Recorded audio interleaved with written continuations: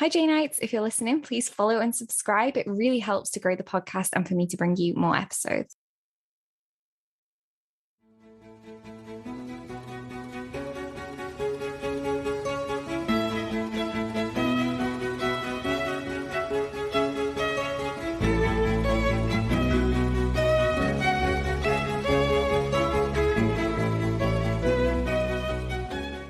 Hi, Janeites, and welcome to episode 30 of the What the Austen podcast. I'm calling this episode Location, Location, Location.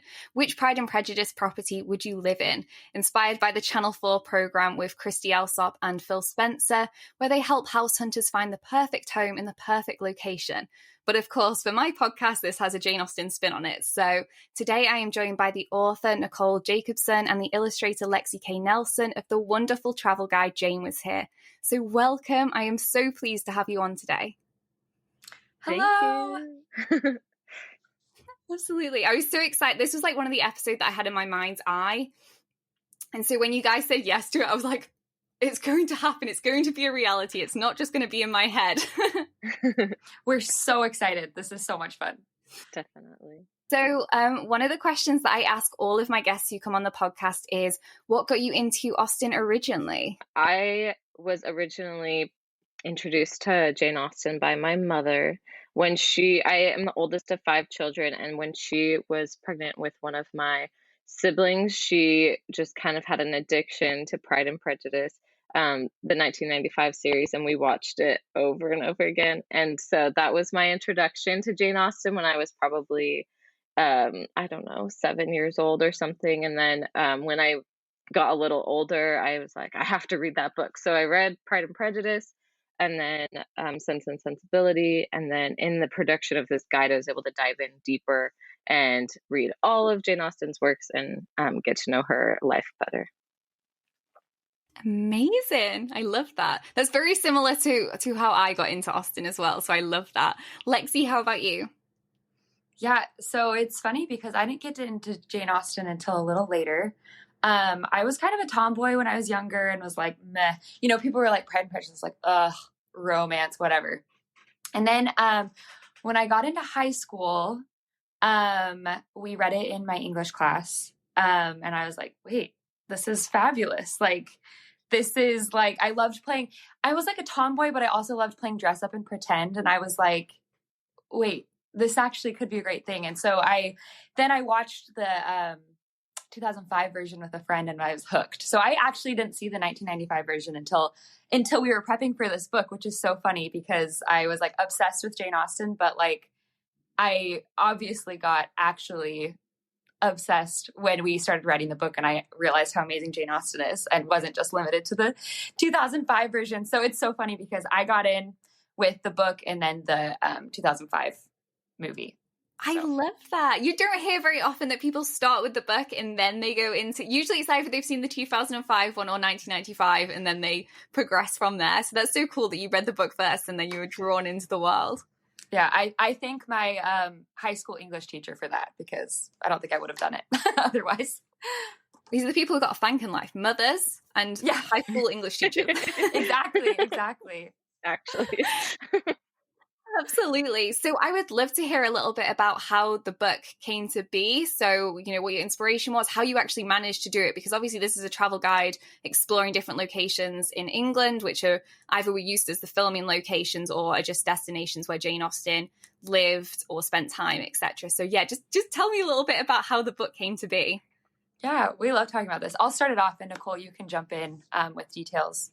But Nicole and I went to the same university, and it was like just before it was my senior year, like the beginning of my senior year, and I was in the illustration program and I had a teacher and she was really good at just being like, opportunities, you know, like apply for opportunities. And there was this grant that was an interdisciplinary grant where you could propose a project, and like some of the requirements were that it had to involve other students from other majors. So it was kind of like trying to get people to work together and get experience doing that before entering like the real world kind of thing. So my teacher was like, free money, you know, like apply for this. So I, with a couple other illustration students, we were like thinking like, what could we do? And I was like, well, I love traveling and I love Jane Austen. And I've always loved England. Like I've just had this like, I got to go to England, you know?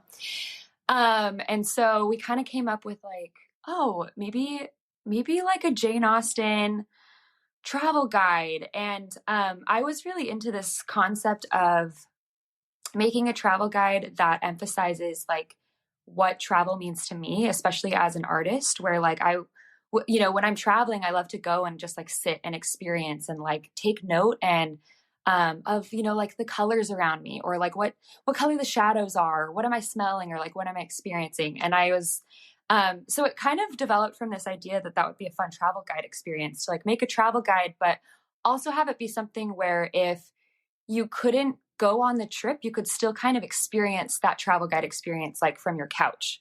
And so that was kind of the inspiration for Jane Was Here, was to go on this trip and experience it for ourselves and make it informational, but also just something that you could just kind of soak into.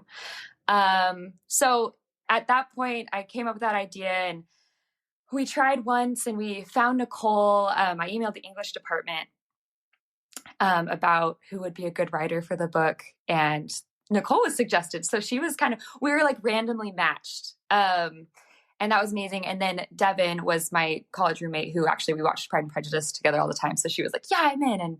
And she did advertising and marketing. So that's how it happened. So 3 of us from different majors got together and we wrote this grant and ended up getting this grant. So we got our trip paid for to go and write and take notes and research. And we were there for 2 weeks and did what was in the book, like the itinerary that's in the book.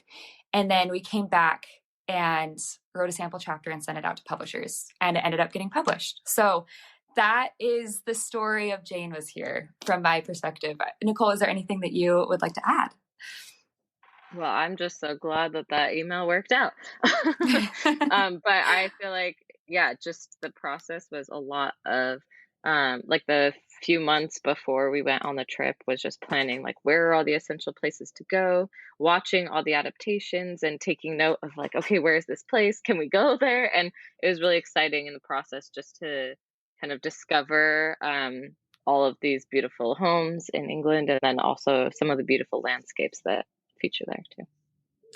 Yeah. And I just want to add too, it's so funny because I explained before, I was kind of like a late Austenite and Janeite. And, I was like, I love Pride and Prejudice. And so it wasn't until prepping for this book that I read all the books, watched all the movies. And then I was like, I'm hooked. So being there as like a fresh Janeite was like, honestly, a dream. I felt like for 2 weeks, I was just like walking around in like this haze of just like, what? It was amazing. And I'm so grateful for Nicole for like having the research background to be able to like make it the amazing trip that it was. I love that. That's absolutely amazing. Honestly, I'm kind of mind blown. I love it so much. Something that really stuck out to me is you said you wanted it to be kind of beyond a travel guide. It's not just for people who are actually going to these locations, but also a book that people can enjoy at home. Because Nicole probably knows this. I take this book everywhere. I'm taking Bookstagram photos of this all the time, and I just love it. This is an absolutely stunning travel guide, and if you follow me on Instagram, you know I use this all the time because I love it so much. Yes, her and Nicole, thank you so much. Spamming you constantly. No, I love it. It's so great. Thank you. Oh my goodness. So the idea for today's episode is we're going to chat about particularly the locations in Pride and Prejudice, and we're going to talk about how they're described in the book, the locations used in the 1995 version, and also the locations used in the 2005 film. And we're going to chat about what these places are like, because we visited some of them, others we haven't visited, but we can still chat about, and then decide which locations we would personally like to live in. So, okay then. So the first location I have on the list is Longbourn. So obviously this is the Bennet's family home. So from the book perspective, there isn't much said about Longbourn. There's not really like a detailed description about this location other than the fact that Mr. Bennet's property consisted almost entirely of an estate of 2,000 a year, and also that the village of Longbourn was only 1 mile from Meryton, which is obviously a bigger town. So not much to go off, but when you look at it in perspective of Mr. Bingley's income of 5,000 a year, you can kind of see maybe it would be, half of that house is what they would be living in. So that's kind of the feel that I get from the book, but it isn't there isn't a massive description of it. Do you find that as well with the book, that it's not really one that's described in detail? Yeah, definitely. So I think that by virtue of that, you end up relying a lot on how people have decided to portray it. And they're very different, the 1995 and 2005 versions. Yes. So the 1995 version was, is it called Lookington Court? Is that right? Yeah, that sounds right. I think so. Okay. Yeah. So Lookington Court was used for the 1995 version, and this is in Wiltshire in real life. So this estate was actually on the market not so long ago for an impressive $6 million. So it could have been bought by Jane, but I don't know if it was. So this is like a beautiful house. It's kind of like a soft, light stone color, but in the TV program, it looks more yellow. What do you guys think of this property and how it's displayed in the 1995 version? Yeah, I remember it being yellow as well. I think it is like, it shows that they had, taste, and they had money, but not a lot, especially when you start comparing it. But it was like I'm trying to picture it in my mind's eye right now, but it was like a more, like, not this rustic version that's shown kind of in the 2005 version, right? They had some standing, if not like great standing.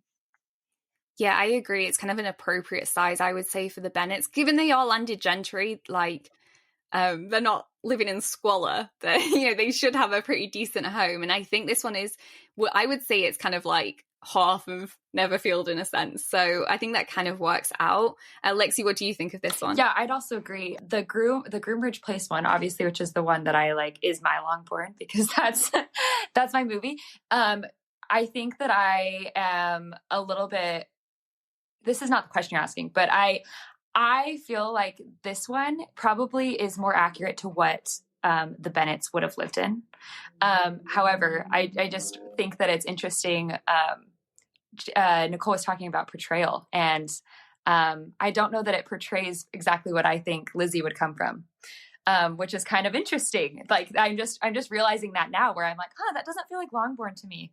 So that's interesting, that to think about it in terms of, is it half of Netherfield, and like, what would that money actually get you at that time? So just a note that I'm making for myself, I guess.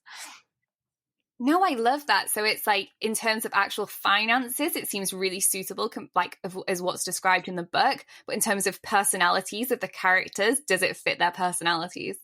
Right. And I don't think so. Nicole, what do you think? I'm trying to follow exactly what you're saying, Lexi. Are you saying that Luckington Court doesn't reflect the personality, or Groombridge Place doesn't? Luckington Court doesn't. Oh, okay. I don't know. I think it's the portrayal of the character as well in those different films is pretty different. You know what? That's true. And so, yes. Yep. So I don't think that Keira Knightley's Lizzie matches Luckington Court, but I do think that Jennifer Ailey's does. See, and this is why we have conversation about it, because I'm clearly very partial to Groombridge in this conversation. No, let's talk about Groombridge Park. So Groombridge Park was the one used for the 2005 film. This is located in Kent, and it's basically an adventure park, right? But you can't go into the house, you can just see the house. Yeah, it's very extensive property that includes like this treetop walk, and there's a birds of prey show, and there's all these gardens and zoo, like a mini zoo almost, and a little river that you can take a boat down. Also, like a Sherlock Holmes place, which is kind of interesting. Oh yeah, Arthur Conan Doyle has a connection to the house as well. Yeah, so you can go to the front of the house and look at it, and you can look at it from the side and all of that, but you can't go inside, I think only for like very special events or something. And so you get more of the sense of this like large property, which doesn't quite match either. Like that's not what they portray in they don't use all of that, right? They're just using the garden next to it. But it's interesting how that movie opens with like the animals and all of that. That's not how I picture the Bennett's life to be, like more rural, like rustic kind of like Farmers. living. Yeah. And they do show some of their servants as well. So I think that that shows that there's, you know, it's not like they're destitute. But I do think that, yeah, because you can't get inside the house, you're going on off of the outside. And I think that there is a lot more landscape shown in that 2005 film. So I mean, there's some parallel there as well, that we're seeing more of the outside and more of that. So really interesting with the inside as well. I found out that actually it was empty when they went to film it. So the film crew actually decorated the inside, which I think is really interesting when you think about that they went for that wear and tear kind of style. Mm-hmm. Absolutely. Yeah. I didn't know that. That's really fascinating. I was definitely, when I watched it in high school and just not knowing the background behind the gentry, or like just kind of like being new to this concept of society in the Regency era. I was always confused because I was like, wait, are they rich or are they not rich? Because watching the 2005 version, you're like, I mean, that's a pretty house. But also there's like a pig walking through the house. Like, you know what I mean? Like there were like parts where I was like, yeah, I'm so confused. And also they're like ordering dinner. So it was really interesting. It's really interesting, like just watching, if you don't know the nuances, I guess, of like how the class system worked and kind of what money could get you at that time. So yeah, that is a confusing thing to me about Groombridge Place when you like assess it. Yeah, no, definitely. I think maybe they didn't know. They were like, we're not quite sure where to place them, so we're going to make it obvious that they're poorer than like Bingley and Darcy. And yeah, I guess that turned into like pigs running through the house. Yes. Message received. I think it's also to show the contrast. Like it wasn't a small house, but then it seems like it's gone into a bit of disarray. I think that matches more with some other stories like Mansfield Park and all of that. But I think that's an interesting concept as well, that it wasn't like the house itself wasn't flawed in any way. It was just the taking care of it. It kind of like denotes a little bit of chaos, which I think again is I like that in terms of adaptation and like the way that they portray the Bennets, because that's kind of, they're a chaotic family. Like they're all over the place. And so I think that it visually like very much tells that story well for me. Yeah, definitely. And I think also like they are struggling financially a little bit by the time that the novel starts, because there is no son. It's all women in this house apart from Mr. Bennet. And I think that it kind of connotes that they haven't been great with finances. And so they are in a bit of a dodgy situation, which I think the 2005 one tries to show, with the fact that there is a bit of wear and tear inside the house. Like it's not exactly up to scratch. But in comparison with the 1995 one, you know, I love the gardens in the 1995 one. You know, when they're picking flowers and when she has the argument with Lady Catherine, for me, I'm just like, that looks so pretty there. Yeah, definitely. I think that that's missing a bit in the 2005 one. Yeah, it's all mud in the 2000s. There's a lot of mud in it. 6 inches of it, to be precise. Deep, okay. Yes. This is a lot of mud. But I do love Mr. Bennet's study in the 2005 one. So it is definitely like, there's bits that I like in both. But for me, I think the 1995 one is more like the book, what I envisioned when I read the book, if that makes sense. Yeah, I agree. Absolutely. Yeah, I'd have to agree with you.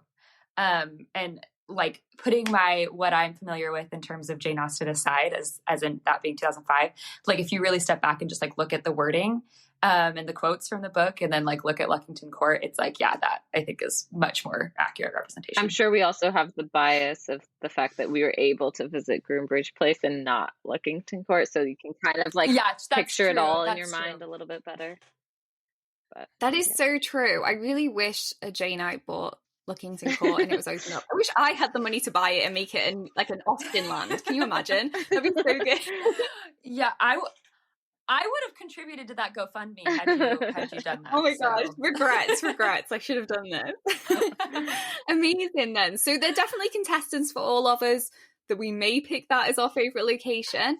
But moving on to the next one in the book, we have Netherfield Park. So we're kind of going up in society a little bit now with Mr. Bingley's estate. So in the book, again, there's not much house description, but Mrs. Bennet's thoughts on Netherfield are, "You have a sweet room here, Mr. Bingley, and a charming prospect over the gravel walk. I do not know a place in the country that is equal to Netherfield." So obviously, it's pretty impressive. I don't know how travelled Mrs. Bennet is, but she thinks it's impressive. So that's something for sure.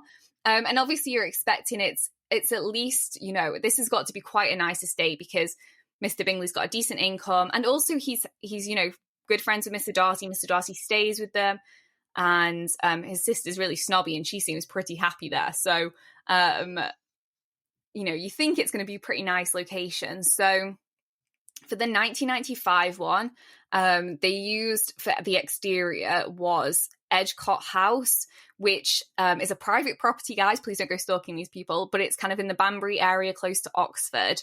And a really interesting fact about this place. So the actual location itself, like the estate, not the house, used to belong to Anne of Cleves, who was like the fourth wife of Henry VIII. So just interesting history there. And then the property was later rebuilt, which is what you see in the 1995 version.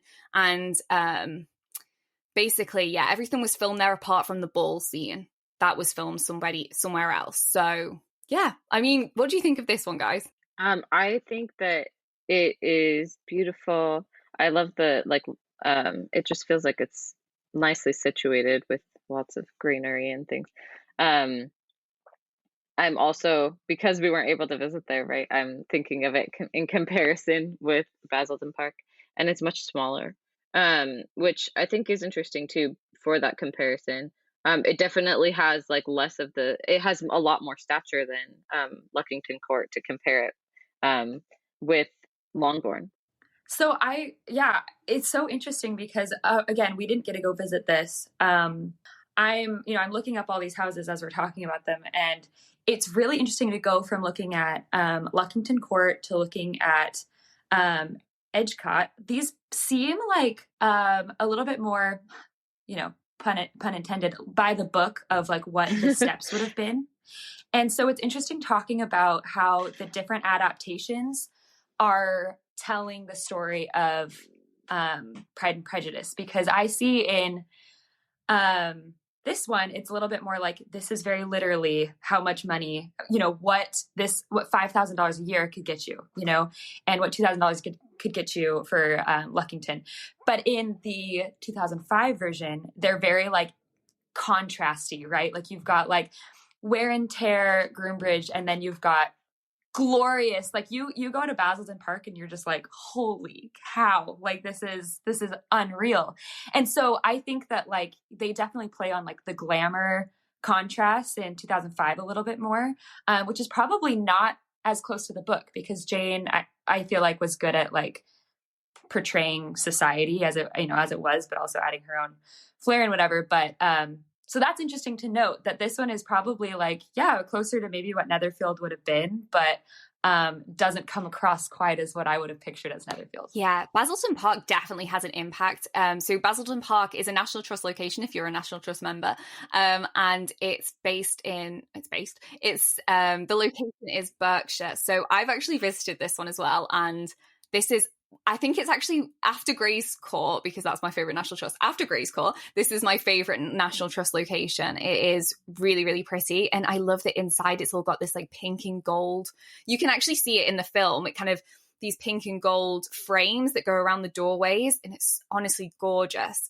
But on the outside, it's so light, bright, and it just feels just really nice. And I think that in a sense is the vibe I get from Bingley as well. Like kind of airy and clean and bright, as opposed to, I think, the one used in 1995 is a bit dark and a bit dingy looking at times. Definitely. And Mrs. Bennet's description mentions like a charming prospect over that gravel walk. And I think that they have, like, Basildon Park has like a long gravel walk with like a very nice view, and it's like this extensive field in front. And I mean, I love that property as well. I just think that every room is beautiful, and they've kept it so lovely there. And I mean, I think it represents also the different eras that the house was used, and they kind of represent that differently in the different rooms of the house. But it definitely has that kind of more stately feel than Edgecote House, I think. Yeah, I agree. There's definitely a big jump there, for sure. And it is a really nice, stately home. And I think does quite suit Bingley. But I love what you said, that it out of both of them, this kind of matches Mrs. Bennet's description, because there is a long gravel walk. Like, it is actually quite long. Like, from the car park to the house, you need to walk up this massive gravel path. Yeah. So, yeah. Yeah. So do you guys have a preference? I think for me it's Basildon Park, because I just love that estate. Yeah. No offense to whoever lives in Edgecote House, obviously. Yeah, no, and it's beautiful. It really is beautiful. But it's funny, like, just when you were talking about how Basildon Park also just matches Bingley, I was thinking the exact same thing, where I was like, Bingley's just like, la-da-da. Like, he just feels like kind of goofy and like bright and kind of just like, just fun to be around. And so something lighter, and even like you were describing the interior, like I also noticed that what I noticed was there's like that almost like minty green walls with like the cream molding. I don't know which room that's in, but that also just feels kind of like more fun and like whimsical. And that's how Bingley feels to me. So the character matching of that one, I think, just does it for me. Yeah, absolutely. Absolutely. So if you guys are ready, then we can move on to the next property. So the next one on the list as a potential location for us to purchase is the humble abode of Huntsfield Estates. So this is obviously where Mr. Collins lives, and later Charlotte, when she gets married to him. So the book states about this location: the garden sloping to the road, the house standing in it, the green pales and the laurel hedge, everything that declared they were arriving. The carriage stopped at a small gate which led by a short gravel walk to the house. And then the interiors are described as neat and comfortable. Obviously, there's shelves in the closet, which were alterations approved by Lady Catherine. And something that Mr. Collins says about his house is, our plain manner of living, our small rooms and few decorations, and the little we see of the world must make Huntsfield extremely dull to a young lady like yourself. But I am not going to lie to you, I am totally in love with the 1995 version, which is T Old Rectory, which is now a bed and breakfast, right? Yeah, we stayed there. Oh, we stayed there. So this one, we're going to be partial to this one. Oh my God, you've got to tell me about it, because I really want to go. It was so lovely. Yeah, it was lovely. It was so much fun. Definitely a highlight of the trip was staying here, and we watched the 1995 version while in bed in like Lizzie's bedroom. And we were like, those are the shelves over there. So that was incredible. They actually have the shelves in the closet still? They do. They showed us immediately as we checked into the bed and breakfast. They're like, these are the shelves. Yeah. And here are the shelves. I know it was the closet. Shelves. I'm not sure 100% if it had the shelves still. But anyway, you can see the drawing room where Mr. Darcy proposes for the first time. And I mean, it was pretty stunning just to like feel like you were living in it. That's the closest we got to feel like really we were living in it, because we were able to stay in those rooms and to like peek around the house. And it was really, really lovely. Oh my God.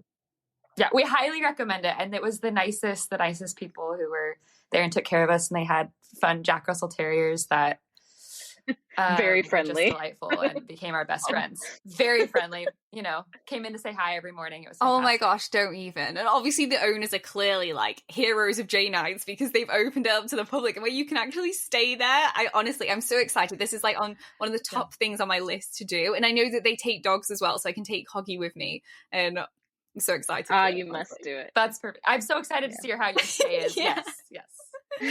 So I love this building as well. Honestly, I think it's absolutely stunning with all the roses that you see in the 1995 version. And I love as well that you can see the church like over the wall, because I feel like that's so suited, because he would live next to the church because obviously he works there. So I love this one so much. It's definitely one of my favorites. But in contrast, the one used for 2005 is Montague's Hospital. And by hospital, it sounds quite dramatic, but I think it's like a hospital like World War II times kind of thing. And this is a private residence again, near Northampton. So please don't go, stalking people. I think you can take a photo from the green in front, but yeah, don't go knocking on the door to look around. So this one, in comparison, they had to, basically there's like a World War II memorial on the green in front of the building. So they had to do the angles specifically so they wouldn't show that. Obviously that's a little bit out of the era. So again, though, I think this is really suitable for Mr. Collins. So I think both are great choices based off the book. I do know. Have you guys seen photos? Like, obviously you've seen it in the 2005 film. Did you visit it by any chance and just like stand on the green? I don't know. No, we weren't able to. I also feel like it's less memorable than Hunsford, the Hunsford estate in the 1995 version. I don't know if it's because we get more time there, and then they've also moved the location of the proposal in the 2005 film, so you don't get that moment there either. So I just felt like it's not as memorable. And now looking at photos, I'm remembering like it. I mean, it looks very different from how I would have expected Collins's house to look. Yeah. And what I remember most about in the 2005 version is when I just like remember like when they go inside and they're by the fireplace and she's like, and Charlotte's like, this is my own home. And she's like, they're talking and there's that long window where she goes and she's like, have the pigs escaped again? That's like what I remember. And so if we can't go inside, like I was like, you don't see the exterior as much as I feel like we get to spend time in the interior. So yeah. And definitely like now re-looking at it, it doesn't look like a parish house. It looks very, I don't know, it looks like small but regal, which is not what I would picture for Mr. Collins. Obviously, guys, like Google, I'll add all of these places we're referring to into the bio, and it's good to look at them all. And it's really good to look at this one because it does look way different than you remember it in the film, like when you see it front on. Yeah, exactly. Absolutely. I'm going to put it out there. Staying at the 1995 location, though, is such a call. And that one's based like in the middle of the country, isn't it? It's kind of in between loads of different places. Like it's underneath Nottingham, but it's near Peterborough and things, I think, is it? Yeah, exactly. And we visited, I think there were a few locations that we were able to visit. I think the closest one was Burley House, which I think we'll talk about in a minute. So. Yeah, absolutely. Yeah, I think location wise, that one's pretty close by, which is cool. So the next location on the list is Rosings Park. So obviously Lady Catherine's home. And there's a couple of descriptions for this. I feel like as the book goes on, Jane decided to add more descriptions of locations. Like when she started out, she was like, I'm just going to skip description here, but we'll get into it. And then for Rosings Park, there is a little bit more about this. So it says it was a handsome modern building, well situated on rising ground. And then there's another quote that states, this is Elizabeth's perspective, every park has its beauty and its prospects, and Elizabeth saw much to be pleased with, though she could not be in such raptures as Mr. Collins, which I think nobody can be as enthusiastic as Mr. Collins when it comes to Rosings Park, but we'll leave him to Very that. True. So that's the book description. I don't know if you guys have any thoughts on whether or not that affects your, like, what you saw when you were reading the book based off what we get from the adaptations. Is there a difference there for you guys? Well, the scale is so different from Belton House, where they filmed in 1995. Like, I would say it's a similar scale to maybe a bit smaller than Basildon, maybe. So, but also like quite nice and a little bit more ornate. And then Burley House, where they filmed for the 2005 version, is just massive, like so extensive and so large and very almost like imposing at certain angles. And so I think that kind of, I mean, I think Lexi's point earlier of they're reflecting kind of the personalities of these characters and how they're portraying them is on display here as well. So Belton House may be more like, that might be more realistic to how Jane Austen described the house, and then how somebody of Lady Catherine's standing might have lived. But then Burley House as Rosings is just like this, like a little bit ostentatious and kind of reflects that like personality more than maybe more than reality. Yeah, I definitely feel like Belton House. I don't want to say it's underwhelming because it's gorgeous, and we only got to do the grounds because the house, was it being cleaned, Nicole? Do you remember? It's normally open to the public, but it was not open. Like the interior was not open Yeah, the I day that think we it was went. just So that was a timing. bummer. Yeah. It was a big bummer. So we didn't get to go inside, but definitely we spent a lot of times on the grounds, and it was like obviously a gorgeous estate, but in contrast to Burley, you're just like, that's like a little cottage compared to Burley House. I love it. But I do remember the gardens being very beautiful, and like the the Italian gardens and English gardens, like really beautiful at Belton House. So I was going to ask you guys this because I've not been to Belton House yet, but you know when I don't know if you remember this scene, but do you know when they initially walk up to the house and there's like all these, I think they're called topiary, which, you know, when you like have bushes and they're shaped in a certain way, and they walk down this, like, is that at the front of the house? Because I can't see that when I see photos of it, or is that at the side? Did they add that? I'm not sure. I think if I remember correctly, the facade that you see is more on the back side of the house from when you enter the property. And I don't know, does that sound right, Lexi? I'm looking at the page in the book. That does sound right. Because I remember when we went there, there's the front of the house, and you're like, I don't really recognize this. And then the back of the house seems a little bit more grand, which is an interesting thing to me because I don't know, I've seen that other places as well, where it's like that would be where you were like taking people on walks. And so you would have the back of the house kind of be this like grand thing. So it would seem correct to me that the back of the house is where the topiary would have been. And maybe they would have used that as the front of the house just for the filming purposes. But I'm not 100% sure about that. But I do see the topiary, yeah. And I do remember seeing those. Okay, good. Because I was a bit like, I don't know if they put it there for the film because I couldn't, when I was looking at photos, I was like, I can't see where this is. But yeah, no, that makes a lot of sense then. And just so everybody knows listening, Belton House in Lincolnshire is a National Trust. So if you're a National Trust member, you can go. I'm just going to say that because most people I don't want to say most, but a lot of people in the UK are, including myself, just because it makes it so much more cost effective. And if you aren't, but you want to visit these locations, I really recommend getting a National Trust card because it does cut the cost down massively. So just putting it out there. I'm not being paid by National Trust. We even did that on our trip, and we were just there for 2 weeks because it does just make so much sense financially. So. Exactly. No, I'm glad you said that as well then. Yeah, absolutely. I think it does make a massive difference, especially if you are under 25 as well, because you can get a discounted card. So it's awesome. It's really cool. So that was Belton House. And then Burley House and Gardens, I also haven't explored this one. This is the 2005 one in Peterborough. But just so everybody knows, you can do a 360 tour online for free. So if you live really far away or, you're based in the US, you can actually have a look online at some of the rooms and things, which is really cool. And I love that when locations do that. So I think what's really funny about this one, though, is obviously Elizabeth describes Rosings as modern. And this building definitely wouldn't have been modern at the time because it was built in the Elizabethan era. So yeah. I think in that sense, it's really off.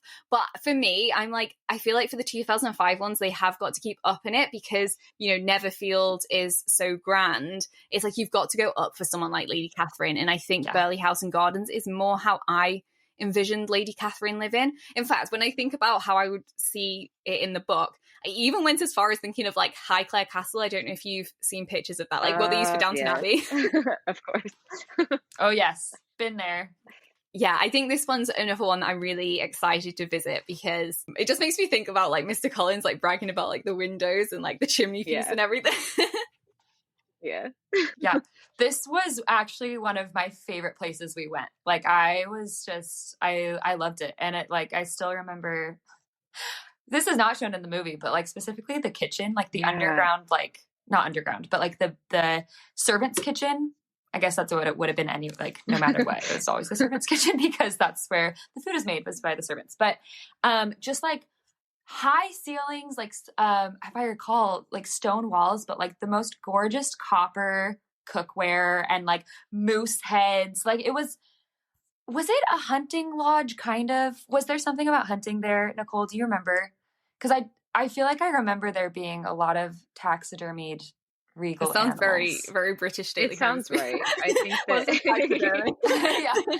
I'm sure there was some part of its history was that at one point. So, but yeah, it definitely, I recommend going. It was like, so it was cool to go because I actually did feel like Lizzie or Mr. Collins, where I was just like, gawking. What is this place? Yeah. Like you're just, yes, like your eyes are just like so wide. And when Mr. Collins, and I don't remember what he's referring to, but he's like, that was 20,000 pounds alone.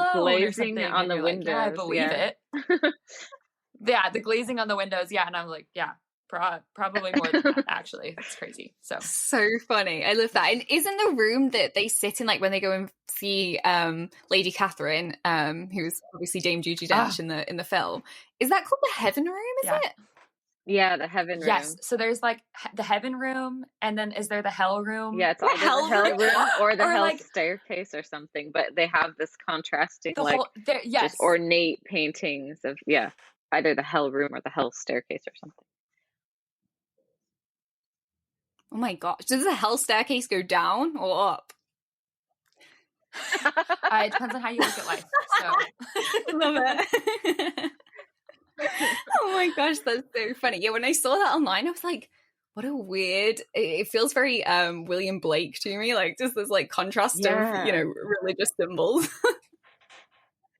It was, I think that's part of what I loved about it too, though, was like, so I love storytelling in general, like as an illustrator, obviously, like I think all of us here probably love storytelling because literature. But I'm always fascinated when you see storytelling in different ways than you normally think of them. So to think that like the architect or like the people working on this house made a narrative, and I don't know necessarily what they were trying to say with making these rooms called that, but it was just so fascinating to me to like go in and like, you have different sections of the house that kind of like are bringing you through different parts of this narrative of life or whatever. So that was just really cool to experience in a house. And then I think it just, it worked really well for me as Rosings Park. Yeah, I agree. Well, yeah, I definitely like this one as well as the depiction of Rosings for sure. Shall we move on to the final location? This is an exciting one, guys. Yay. We finally get to it. Everybody's sticking around for this one.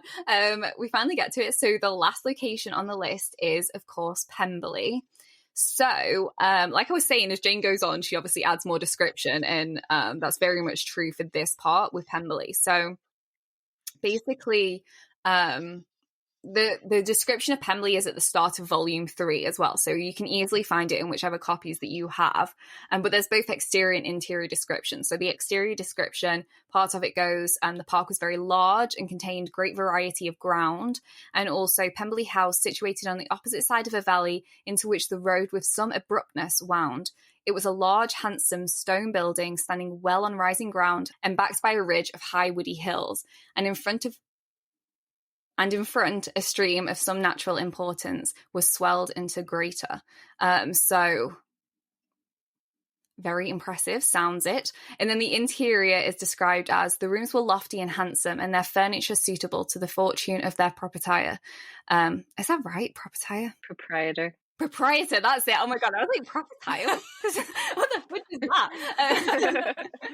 that? But Elizabeth saw with some admiration of his taste tray. It was neither gaudy nor uselessly fine, with less of splendour and more real elegance than the furniture of Rosings. A little bit dig at Lady Catherine there.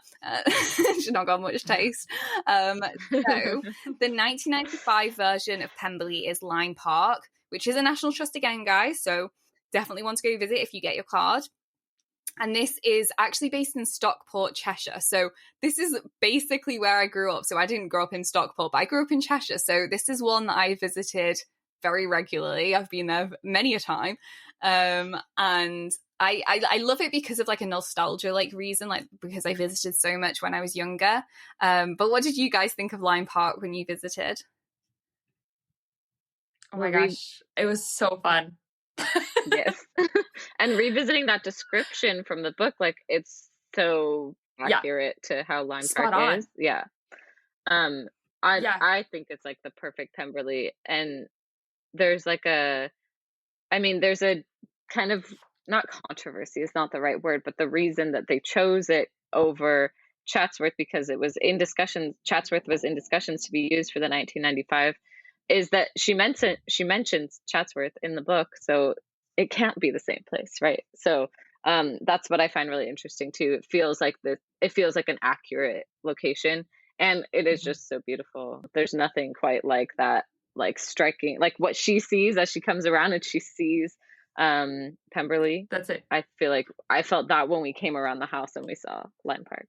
Absolutely. And I loved that fact that you added in the travel guide about the fact that they went against it because she mentions Chatsworth. I was like, oh, this is such cool information. And obviously, guys, this is another great thing about the travel guide. There's facts that you don't know about, and it's just so fun to learn about some of the kind of nuancy parts of this, the filming choices and locations and everything. So Lexi, your thoughts on Lime Park? Yeah, I also loved it. I was kind of surprised. Again, you guys know by now, I'm partial to the 2005 version. So when we went to Lime Park, I was kind of like preparing to just like be like, whatever, you know, but it was stunning, amazing. You go up over the hill. The gardens were just lovely.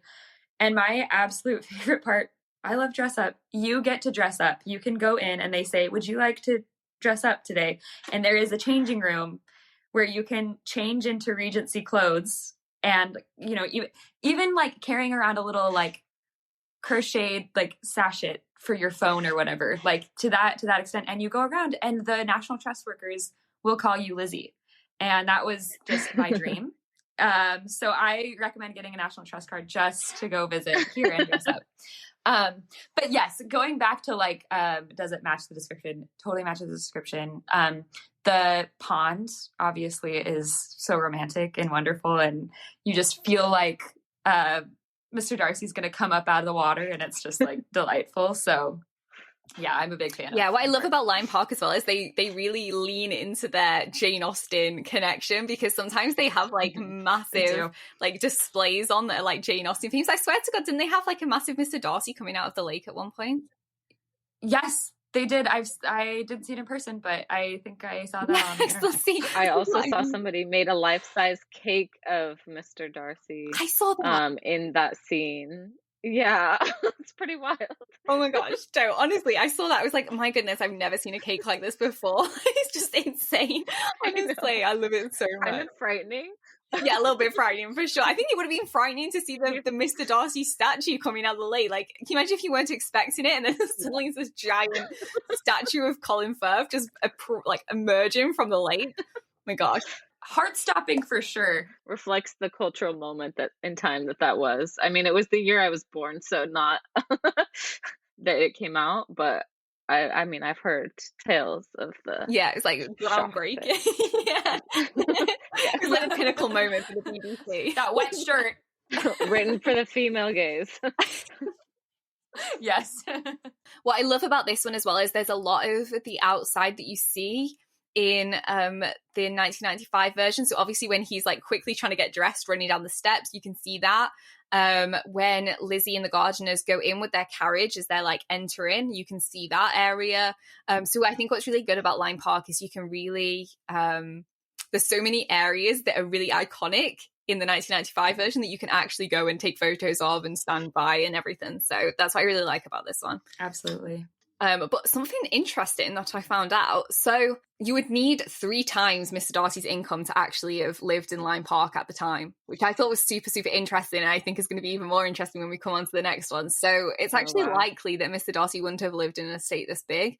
And also, just in case you're wondering, when you visit inside Lime Park, it wasn't used for the interior of the film. So basically, management had to change things up. They were going to use the interiors and they had to change things up last minute, and they ended up using Sudbury Hall, which is also, well, that's in Derbyshire, I believe. So it's close, you know, Cheshire, Derbyshire, they border. So you can probably definitely go and see both. But I'd say for outside, like exterior, Lime Park's one of the best, I think, for seeing lots of angles of the TV show. We'll move on to probably the grandest estate on this list, and that is Chatsworth House. So Chatsworth House was used for the 2005 version, and I mean, again, this is one that I visited a lot growing up because it was close by. And what I love about this is it's actually in Derbyshire, so you know, in terms of like location, it's pretty bang on. And yeah, thoughts on Chatsworth House. I mean, this completely blows your mind when you see it, doesn't it? Yes. Yeah. Yes. It's stunning. So many gilded objects in that house. Yes. Which doesn't quite match the description of not gaudy that Elizabeth says. But I just love Chatsworth. I feel like that's the only one on the list that I've been to multiple times, and I mean, I think you can't get tired of it. It's so gorgeous and so beautiful, and there's so much to see on the grounds as well. Like, they're very extensive, and I think that, I mean, it's hard to say that it's like a perfect representation of Pemberley again, because it's just so massive. But I mean, it represents that wealth and that different status that he held, and the kind of, I mean, the gawking that she does as well, at like, okay, I guess this is what I was giving up when I said no. Yeah, no, it has the wow factor, right? Which I That think you is think, such like, would you feel distraught? Yeah. Is distraught. Like, this has got to like smack you in the face, like, oh my gosh, this is incredible kind of thing. So yeah, I totally get that. Yeah. I think one of my favorite parts about Chatsworth, well, the interior is amazing, but it's got that long, what would we call that? Was that a pond? In the movie, when they're like Mrs. Darcy, and they're like kissing, and it's like the lights are all reflected in that like long. I'm gonna call it a. It's kind of like a small lake. Yeah, it's like a small lake. Yeah. Yes, that's a good way to describe it. I'm like, it's very like shaped, so it doesn't feel like a like a natural lake. But anyway, so being out on the grounds and going to the end of that, and then like looking up at the house, you're just like fainting. It's just incredible. And how we got to see it in the summer with the algae and the nature, and that combination, just like it gave me butterflies. I loved it. No, for sure. And I tell you, when I was little, we used to go, and the water that runs down those steps. I don't know if you went to this area of the garden, but there's like these loads and loads of steps, and they have loads of water running down. So when we were little, we used to go and we'd play like friends and siblings, and we'd all play in there. I don't know if they still let you in. So if you're going like planning to be able to take your shoes off and go in this thing, I don't know if you still can, but when I was younger, you could. You could play in there, and people used to take swimming costumes and all sorts. It was like a thing back then. Yeah, I know. So that was really cool. And also when I went when I was younger, they actually still had the Matthew McFadden bust in the gallery room, as opposed to, because I think they moved it to the gift room. Oh, in the gallery room. Yeah, it's in the gift shop. Yeah, so they still had it in the gallery room at the time. So that was really cool. Wow. Yeah, it was really cool to see. Cool. Get kind of like the full experience, like feeling like you're Lizzie, like seeing it. Yeah. I don't know why they moved it. Some people speculate it's because they kind of got a little bit sick of like the Jane Austen fever, and people were going so much, so they moved it to the gift shop. But you can still see it, guys. That's you can funny. Go and visit it, and I think that's such a cool thing to see. But anyway, the statue gallery room is incredible anyway, so even without the bust in, it's a really beautiful room, right? Oh, gorgeous. That was another thing that I was going to say about the interior, is that it's such a unique room, because we went to a lot of houses, and you don't get a lot of houses that have a sculpture garden inside. Like that is so just wild. And so it's just, and you're in there, and it's just really like light, and you've just these beautiful sculptures. And I felt like Lizzie walking through there, just enamored. And the music, the score over that scene is just permanently imprinted on my brain when I think of those memories. Yes. Cool. And also they used Chatsworth House for Death Comes to Pemberley. I don't know if you guys have seen that. It was like I don't really want to call it a spin. I think it was like another book that somebody wrote, and then they adapted it. And I think it came out in Christmas. It's 1 year or something. It was either BBC or ITV or something.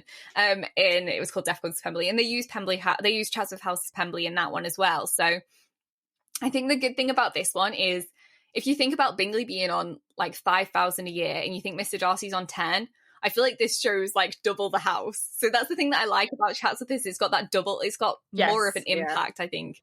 So I think in that sense, it kind of works. Yeah. I love that in the 2005 version, like just after discussing this, it definitely feels like it's almost like they started with Longbourn. They're like, okay. And then they're like, okay, we got to get something better. And like the whole filming process, they're like, how do we keep topping? And like finally they're at Chatsworth. Yeah, thank God there's not another one to go to next. I don't know how we got here.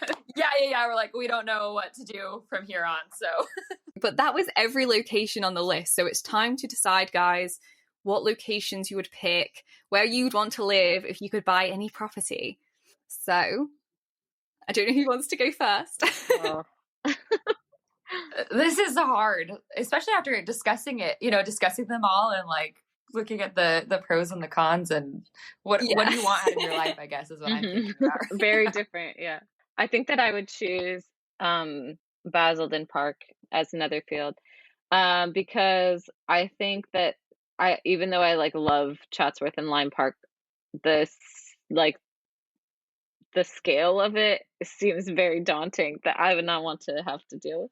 And even though Basildon Park is also quite large and stately, I think that it feels a little slightly more homey, but still with that scale of kind of grandeur and all of the perks that come along with that. Yeah. So that's what I'm going with. I might, second guess that decision, but okay, Nicole, I'm putting it down. That's it. Signed, sealed. That's the one you chose. Okay. When I come into 10 million, 20 million pounds, I'll let you know. Could be much. Yeah, no, absolutely. Lexi, your pick. Okay, I feel like the dichotomy of myself is coming out because part of me is like Grimbridge Place, because I love just how it has the cottage in the woods vibe, but it's also still very like grand at the same time. And so I love that kind of like, we're kind of far removed, and it's a little bit smaller and less intimidating. But then there's that other part of me that just is obsessed with Burley, and I'm like, I would like to live there. I don't want to clean it. I don't want to have to clean all those rooms, but if I had help, maybe then I would live there. Oh my gosh, I love it. I love it. So my choice would be, I think my choice would probably be the 1995 Mr. Collins Rectory. So Teal Rectory, I think would have to be my choice. I just love the roses up the side, and it's so cozy and little village vibes. I think that would have to be my choice. And if I was going for grandeur, I think I'd have to go all the way and just be like Chatsworth House. But yeah, I think actual living, I would definitely pick the Rectory. There's also, just on that note, we went to a really yummy pub by Old Rectory. So that's a good place to live if you want good food and also, more country style. Yeah, I saw that in the travel guide as well. It's like Michelin star, right? Yeah, I think it's unfortunately. Yeah, we did not know that. We were just hungry. Changed management since then, but. Oh, so it might not be Michelin star anymore, but still might be good. But I guess I can have give it a go, and place nearby. Yeah. Oh, just in case. Yeah. Yeah, it's amazing. Oh my gosh, that was like so much fun though. And I do have a couple more questions for you, more based on your travel guide, which just a reminder, everyone, is called Jane Was Here. So one of the questions that I had for you, what part of the book was your favorite to create? What a good question. I'll answer quickly. It's really hard because I think like what I loved about the experience of creating the book was going on site and like doing color studies or sketching or making just mental notes, and really like immersing myself in the place was just such an enjoyable part of the process. And part of that was I took pictures, I think, of like every single dog I saw, which was kind of fun because it became, over the 2 weeks, it kind of became this like, how obvious can I be without getting yelled at by taking pictures of like people's dogs to like, not that I was trying to be obvious, but like sometimes I was like, that dog, I have to have a picture of that dog. Nicole's remembering this, cringing. Like I remember when you were stalking people's dogs. So if you're reading this book, Nicole's like, oh my gosh. Yeah. So that was a fun part for me, but I love that. That's such a fun page as well. Like I think I'm going to do a book jump from the dog page to Hoggy, who's my dog, because I think that'd be so cool. Yeah. I would love that. Would love it. Nicole, what was your favorite part? My favorite part of the book to create was probably the locations that were biographical to Jane Austen, especially Chawton, and just like both reading about her life there to do the research and write it, but also just visiting there made her feel so real to me. And I think that that was really special. So anything to do with the places where she lived or went, but especially Chawton, and Winchester as well. It's such a lovely place. But yeah, that was my favorite part of the experience, I think. Winchester is absolutely stunning. I've been a couple of times now, and obviously I did my book jumps there. And yeah, I live quite close to Reading, and I didn't even realize till I read your book, like the links to Reading. So I even went to Reading and did some bits there as well. So yeah, that was really cool. I have another question, and I think you kind of answered this as we were working through. But which was your favorite place to visit? Oh. Nicole, do you want to go first? Sure. It's very challenging to pick, though. I think Lime Park probably is close to the top of that list. But there's so many others. And I think that of the houses, Lime Park, but of the more like landscape type locations, Stourhead, just is so beautiful. And it's such like iconic imagery from that 2005 movie. So yeah, those are some of the top. But I mean, I could really tell you that most of these places are my favorite. All next level. Yeah, it's really hard to choose because I feel like also, I don't know, you're just a different person everywhere you go. Like new sides of yourself come out. So, like, so deep. I love get really existential with Jane Austen here. But I really loved going. We went to Heartland Key, which was the filming location for. It was in what year was it? The Sense and Sensibility. Yeah. 2008, and that's like their cottage that they moved to. That's like where it was filmed, the seaside cottage, and it was just beautiful. It was like a windy day, and it was just like the stormy sea like crashing on the cliffs, and it just really, I loved it. It just felt like being on the edge of the universe, and it was just like, just really touched my soul there. And I also just loved that on this trip we're seeing a lot of houses, but also we got to see like this was a more nature part. Like it was a hike it was like a leisurely walk, but it was a hike-ish walk. So that was a fun like way to break up, I think, the estates. Yeah. And then just kind of like experiencing the nature also that Jane Austen would have experienced on her travels to like Lyme or visiting the sea. So. Yeah, absolutely. I think that's a good point to make as well, is this travel guide isn't Pride and Prejudice specific, even though this podcast episode was. So the travel guide covers, obviously, as Nicole was saying, Jane Austen's life, locations that she lived and visited, but then also the locations of other films and adaptations. So Sense and Sensibility is in there. I'm pretty sure like Emma's in there as well, right? I think you've pretty much got some from all of them. So it's not just Pride and Prejudice specific. You can visit all of these places. And I mean, that's the great thing about it. There's so many options of places to visit. But I think that's everything from us today. Thank you so much for coming on. I've honestly had such a wonderful time with you.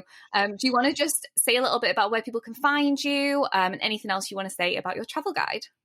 Sure. We post updates at our Instagram at Jane Austen Was Here. And you can find any of Lexi's art and work at her website, lexiknelson.com, right? Yes, you're wonderful. You're doing great. And yeah, we love to hear from you. Yeah, well, you can find our book. I think usually we send people to bookshop.org. Is that correct, Nicole? Yes, but you can find it wherever books are sold and wherever, contact your local bookseller to see if they have it in stock and all that. Absolutely. I've definitely found it in some smaller bookshops. I think I sent you guys a photo once where I found it in like a really tiny bookshop in like Oxford once, and I was like, it's here. It makes us so happy. Thank you. Yeah. No, exactly. It's so great. And if you can help local businesses, that's amazing. So, but that is everything from us today, and we will see you in another episode. Thank you. Thank you.